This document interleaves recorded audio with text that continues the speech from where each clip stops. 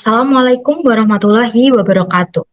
Perkenalkan, saya Rosana Aura Humaira. Di sini akan mempresentasikan mengenai proyek akhir kecerdasan buatan biomedis dengan judul Diagnosis Penyakit Tiroid Menggunakan Fuzzy Logic. Outline presentasi saya pada hari ini mencakup tujuan, metode dan pengujian, hasil dan pembahasan, serta ditutup dengan kesimpulan. Proyek akhir ini bertujuan untuk menghasilkan sistem yang dapat mengatasi kompleksitas dan variasi data, serta bersifat adaptif. Kemudian mengetahui peran fuzzy logic dalam meningkatkan akurasi dan efektivitas dalam proses diagnosis. Membangun sistem yang dapat membantu dokter dalam membuat keputusan diagnosis yang lebih baik dan lebih efisien. Metode fuzzy logic secara umum merupakan logika yang memiliki nilai kebenaran dari 0 hingga 1. Bukan 0 dan 1. Jadi tidak hanya sekedar ya dan tidak atau benar dan salah.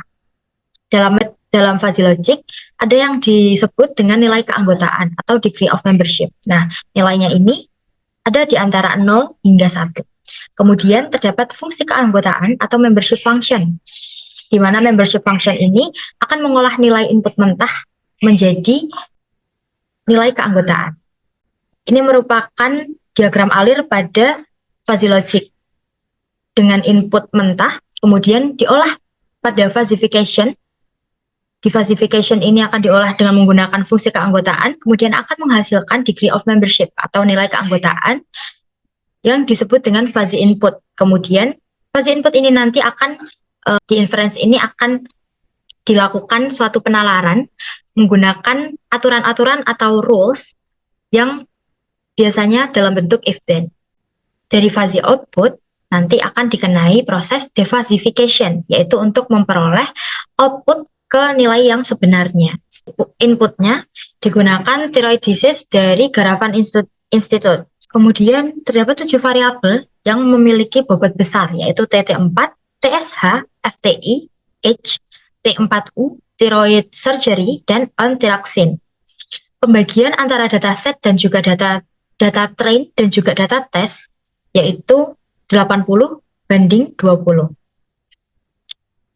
Pada implementasinya dimulai dengan preprocessing.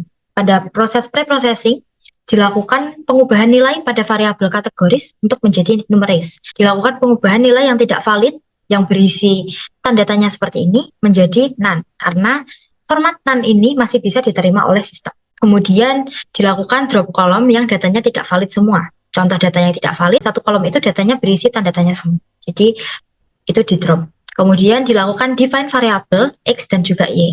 Langkah pertama dilakukan generate rules. Generate rules ini dilakukan menggunakan library rulekit. Rules ini sudah disesuaikan dengan data yang dimiliki. Selanjutnya dilakukan define input dan output variabel. Input variabel yang digunakan yaitu 7 variabel yang di awal tadi memiliki bobot yang besar. Kemudian output variabelnya berupa binary class.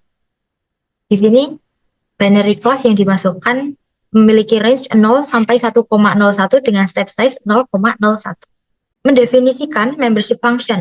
Pada membership function ini, saya mengkategorikan beberapa atribut ke beberapa kategori. Seperti T4 ini saya kategorikan ke 4 kategori. Untuk kategorinya harus memiliki intersection. Begitu juga pada binary class atau membership function untuk outputnya. Untuk membership function itu bisa berbentuk trapesium seperti ini, atau bisa berbentuk segitiga. Untuk segitiga menggunakan fungsi trimf, untuk trapesium menggunakan trapmf. Mendefinisikan fuzzy rules. Nah, fuzzy rules yang didefinisikan itu beracuan dari rules yang telah digenerate dari rulekit. Rules tersebut digabungkan di sistem kontrol fuzzy.